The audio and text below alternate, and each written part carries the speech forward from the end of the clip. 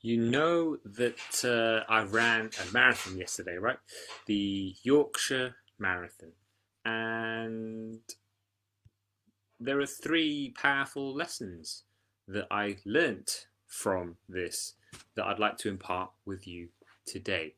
Okay, so there are three big lessons after having put myself through that couple of hours of running hard, of running me guts out, of enduring the uncomfortableness that is 26.2 miles as ran and powered by yourself. I did have lots of support, which I'm very, very thankful and very grateful for.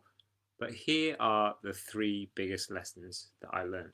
So the first one is to do with the one thing that made the most difference, the biggest impact in terms of getting me to the start line in the first place. Okay, I mean, if I look back to the beginning of lockdown, when events such as the York Marathon were hanging in the balance, shall we say, we were wondering whether they would even happen, right? And then lo and behold, they were postponed or then cancelled. So motivation was obviously going to dip or fall off a cliff, even for a lot of people.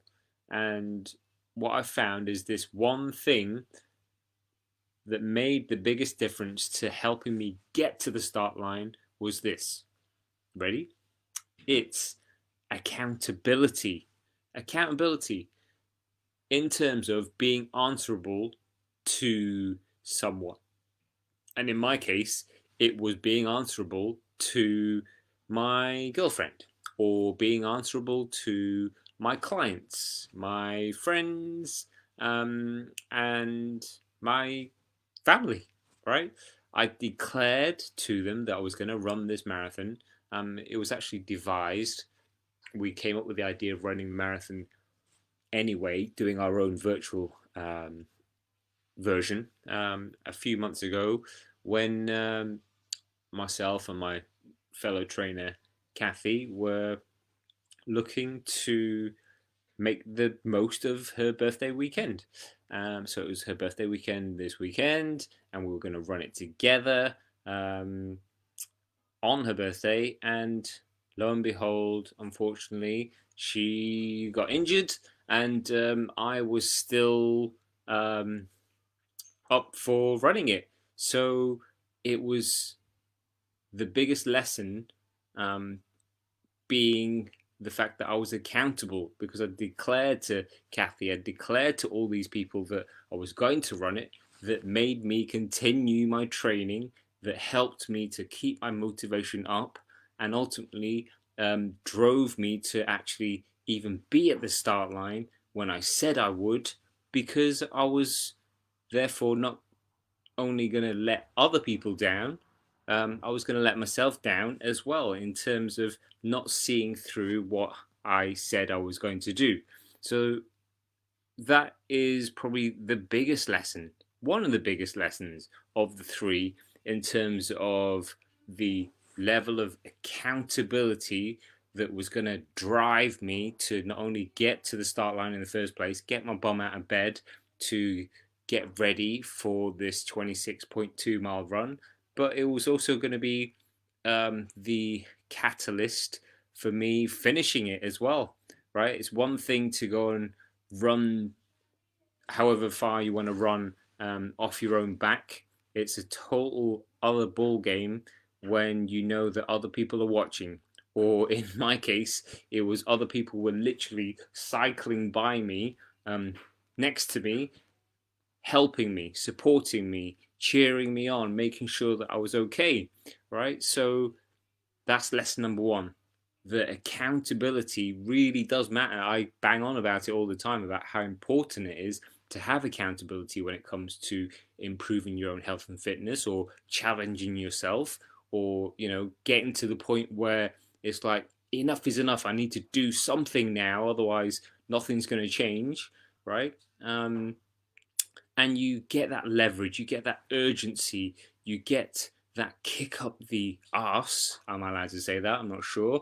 But you get that kick up the arse by getting accountable, by being answerable to people, so that you do what you said you would. Because otherwise, if you carry on and you're only answerable to yourself, guess what? It'll never happen. Your comment of, oh, I'll do it tomorrow, I'll do it Monday, usually ends up you not doing it at all, because life gets in the way and we end up in the same place and running the same program again and again. Okay, so lesson number 1, accountability. The second big lesson that I learned from running a solo marathon is that there's this one thing that is going to be your biggest obstacle when it comes to seeing something through. Whether it is a big run, as what I did, or whether it's a challenge that you signed up to, or whether it's a diet that you're doing, or a gym regime that you're following, or whatever, right? There's this one biggest obstacle that is going to stop you in your tracks, or has the potential to stop you in your tracks when it comes to seeing things through. Okay, guess what it is? It's yourself.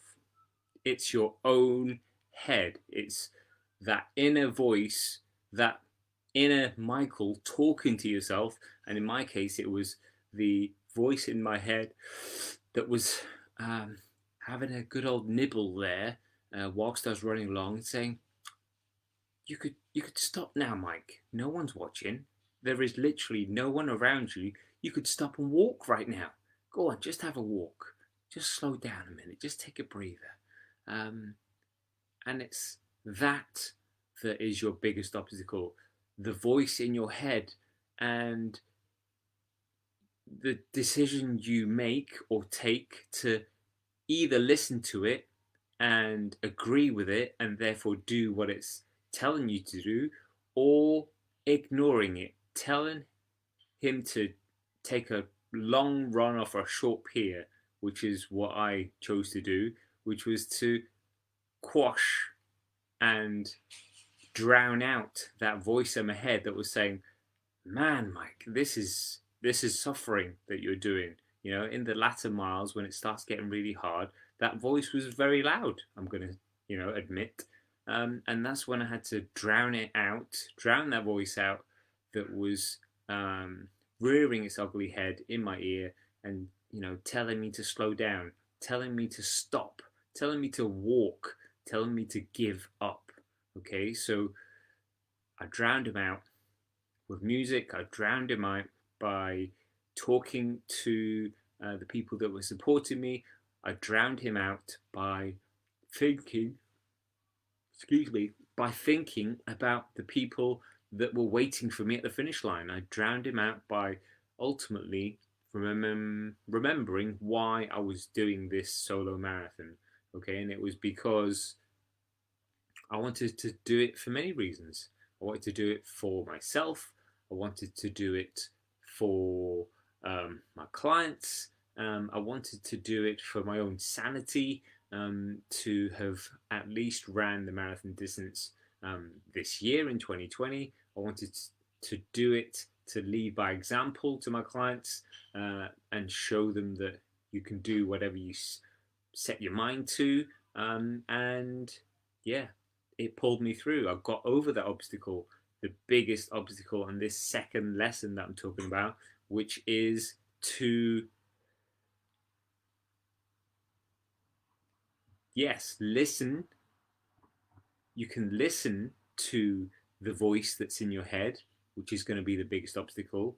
But it's what you decide to do or how you decide to respond to the voice that is going to make the biggest difference. That is potentially going to either be the obstacle that literally stops you in your tracks, or is the obstacle that you decide to maneuver yourself around so that you still do what you said you would, even though it's proving difficult, even though it was literally hurting the body, even though it was going to mean, a little bit longer of me suffering.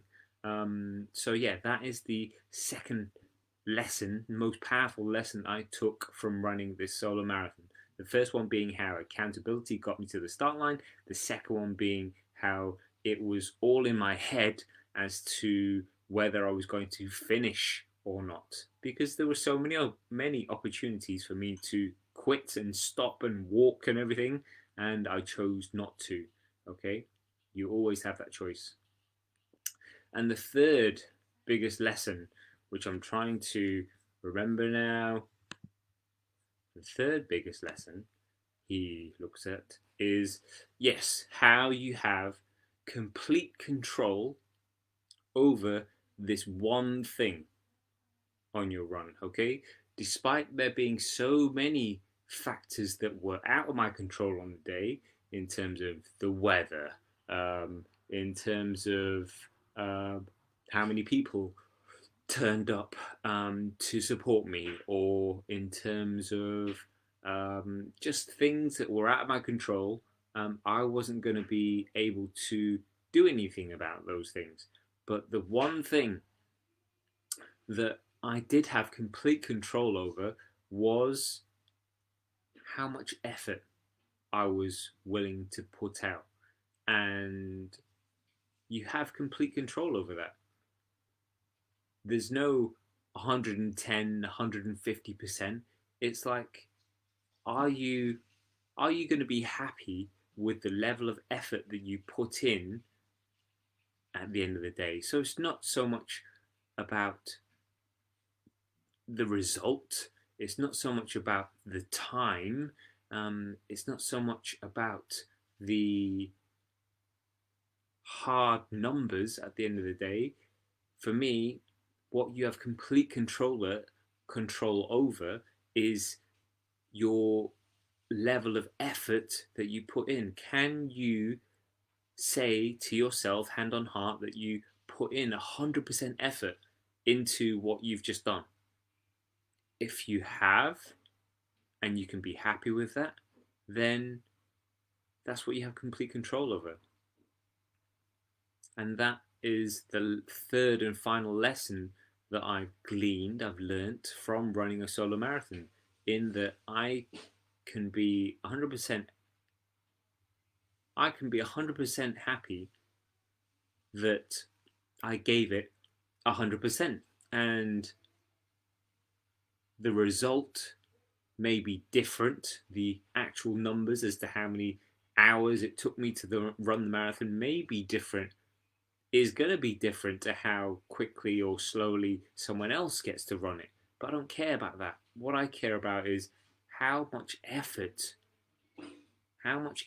did you put in? If you put 100% in and someone else put 100% in, then that's all you can ask for. That's all you have complete control over. Which is a beautiful thing, because you can put in 100%, okay, and you can hold your head up high afterwards, knowing that you gave it everything, rather than look back and think you didn't give it everything. The only person that is going to ever really know is you. So if you want to achieve what you said you were going to do, then you have control over how much effort ultimately you put in. That's it.